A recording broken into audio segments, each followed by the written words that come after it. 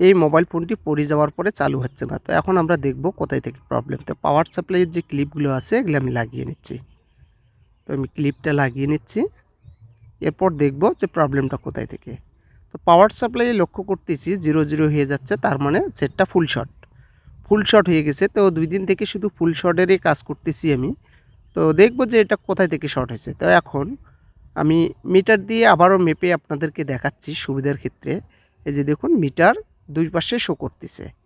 এই যে দেখুন দুই পাশে শো করতেছে। যদি ভালো থাকতো তাহলে এক পাশে শো করতো, কিন্তু এখানে দুই পাশে শো করতেছে, তার মানে ফুল শট মোবাইল ফোনটি। তো এখন দেখব যে শটটা কোথায় থেকে। তো মাদারবোর্ডটা এখন আমি খুলে নেব। আমি ঠিকঠাকভাবে খুলে নিচ্ছি এটা। স্ক্রুগুলো খুলে নিতে হবে। খোলার সময় অবশ্যই লক্ষ্য রাখতে হবে যেন ডিসপ্লেটা ছিঁড়ে না যায়, কারণ এইসব ডিসপ্লে বেশিরভাগ রিবন ছিঁড়ে যায়। তো আমি স্পিকারের লাইনটা খুলে নিচ্ছি, নেওয়ার পরে মাদারবোর্ডটা বের করে নিলাম। এরপরে দেখতেছি এখানে ওয়াটার ড্যামেজ, এই যে দেখুন ওয়াটার ড্যামেজের দাগ দাগ পাওয়া যাচ্ছে এখানে।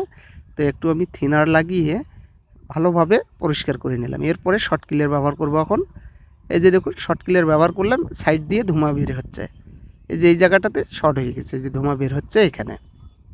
তো এখান থেকে যেহেতু শর্ট, সেক্ষেত্রে ওপরের যে স্টিলটা আছে এই স্টিলটা খুলে শর্টটা আসলেই ঠিক করতে হবে, কারণ জানি না যে কোথায় থেকে শর্ট, কারণ ওখানে নেটওয়ার্ক আইসি আছে এবং ক্যাপাসিটার থেকেও শর্ট হয়। তো দেখবো যে কোথায় থেকে শর্টটা স্টিলটা আছে এটাকে খুলে নেব আমরা। সার্ভিসিং বোর্ডের মধ্যে মাদারবোর্ডটা আটকিয়ে এবার আমি যে টিনটা আছে এটাকে হিট দিয়ে খুলে নেব। তো দেখতে পারতেছেন আমি সুন্দরভাবে বসিয়ে নিলাম মাদারবোর্ডটা। এরপরে পেশ লাগিয়ে হিট দিতে হবে চারিদিকে। তবে হিট দেওয়ার সময় অবশ্যই লক্ষ্য রাখতে হবে এক জায়গাতে হিট দেওয়া যাবে না, চারিদিকেই ঘুরিয়ে ঘুরিয়ে হিট দিতে হবে। আর কম্পোনেন্টগুলো যেগুলো আছে এগুলো যেন উঠে না যায় সেই দিকে খেয়াল রাখতে হবে। তো আমি হিট দিয়ে নিলাম। এরপরে টুইজার দিয়ে হালকাভাবে একটু চাপ দিয়ে উপরের যে টিনটা আছে এটাকে আমি তুলে নেব। যে দেখুন আস্তে করে উঠতেছে, আস্তে আস্তে এটাকে তুলতে হবে, ভাসিয়ে নিতে হবে। যে দেখুন আমি খুলে নিলাম।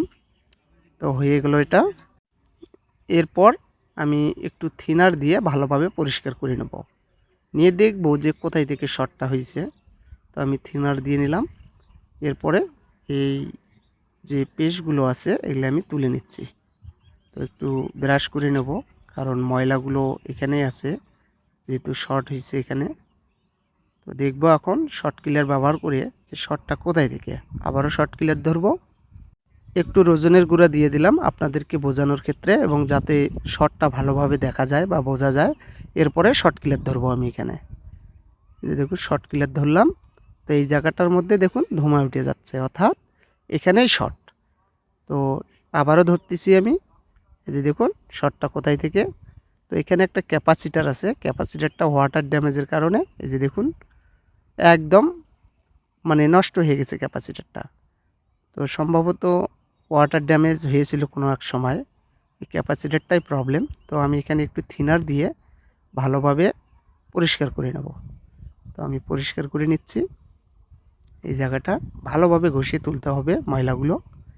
এরপরে যে ক্যাপাসিটারটা আছে এই ক্যাপাসিটারটা ভেঙে দিতে হবে। তো আমি ক্যাপাসিটারটা ভেঙে দিচ্ছি। দেখুন ক্যাপাসিটারটা ভেঙে দিয়ে এই জায়গাটার মধ্যে যেন কোনো প্রকারের শর্ট না থাকে সেই দিকে খেয়াল রাখতে হবে। দেখুন আমি ঘষে তুলে দিলাম এবং শর্টটা আশা করা যায় চলে গেছে। এরপরে আবারও আমি একটু শর্ট ক্লিয়ার ধরবো, দিয়ে দেখব যে শর্ট আছে কি না। এই যে দেখুন কোনো প্রকারের শর্ট নেই, আর শর্ট নেই এখানে। তো এখন আমি এখান থেকে খুলে নেব মাদারবোর্ডটা। তো আমি খুলে নিচ্ছি এখান থেকে। খুলে নিয়ে এখন আমি পাওয়ার সাপ্লাই দিয়ে দেখব সেটটা চালু হয় কি না। যেহেতু আগে সেটটা চালু হয়নি শর্টের কারণে, তো এখন চালু হবে এটা। পাওয়ার সাপ্লাইটা লাগিয়ে নিলাম। এরপরে এখন পাওয়ার বাটনটা চেপে ধরে দেখব চালু হয় কি না। যে দেখুন সেটটা চালু হয়ে গেছে একবারে। তো এটা শর্ট থাকার কারণে চালু হয়নি, তো শর্টটা ভাঙার পরে সেটটা চালু হয়ে গেল। যে দেখুন এখন বাটনগুলো দেখব কাজ করে কি না। হ্যাঁ কাজ করতেছে, সব কিছু ঠিকঠাক আছে, আর কোনো প্রবলেম নেই। এখন এটাকে সম্পূর্ণরূপে সেটিং করব। আমি পাওয়ার সাপ্লাই থেকে খুলে নিচ্ছি এটাকে।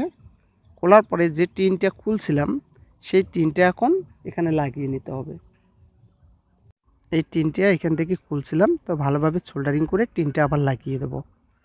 কারণ টিনটা যদি না লাগাই তাহলে হবে কি ফাঁকা ফাঁকা লাগবে, এই জায়গাটা দেখতে খারাপ দেখা যাবে। তো আমি টিনটা বসিয়ে নিলাম। এরপর চারিদিকটা ভালোভাবে সোল্ডারিং করে দিতে হবে। তবে সোল্ডারিং করার সময় অবশ্যই লক্ষ্য রাখতে হবে কোনো কম্পোনেন্টের সাথে যেন এই টিনটা লেগে না থাকে, নইলে আবারও শর্ট হয়ে থাকবে, সেটটা চালু হবে না। তো আমি কেসিংয়ের মধ্যে এটা বসিয়ে নিলাম। এরপরে সব কিছু ঠিকঠাকভাবে বসাইতে হবে। স্পিকারটা বসিয়ে নিলাম। তারপরে উপরের যে স্ক্রুগুলো আছে এগুলো লাগিয়ে নেব। তো আমি স্ক্রুগুলো লাগিয়ে নিচ্ছি এখানে। তো কাজটা হয়ে গেল। এখন ডিসপ্লেটা ভালোভাবে বসিয়ে নিতে হবে। তারপরে ক্লিপেরটা আছে এটাও লাগিয়ে নিতে হবে। তো আমি একটু মুছে নিচ্ছি, এগুলোর মধ্যে যেহেতু ময়লা ছিল, প্রেস ছিল। তো এখন ক্লিপেরটা ভালোভাবে লাগাইতে হবে। তো ক্লিপেরটা লাগিয়ে নিলাম, বসে গেছে। এখন আমি কেসিংটা লাগাবো। কেসিংটা লাগার পরে যে ব্যাটারি দেবো, আমি ব্যাটারি দিয়ে সেটটাকে চালু করব। এখন আমি চালু করব।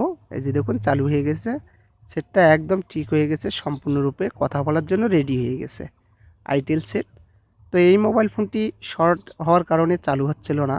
তো আমি কিভাবে শর্ট কিলার দিয়ে আমি শর্টটা সারালাম সেটা আপনাদেরকে দেখালাম। যে দেখুন সব কিছু ওকে হয়ে গেছে। তো ভালো থাকবেন। আমি পরবর্তী ভিডিও নিয়ে আবারও আপনাদের মাঝে আসব, যেন ভালো ভালো ভিডিওগুলো আপনাদের। এই যে দেখুন সেটটা একদম রেডি হয়ে গেছে।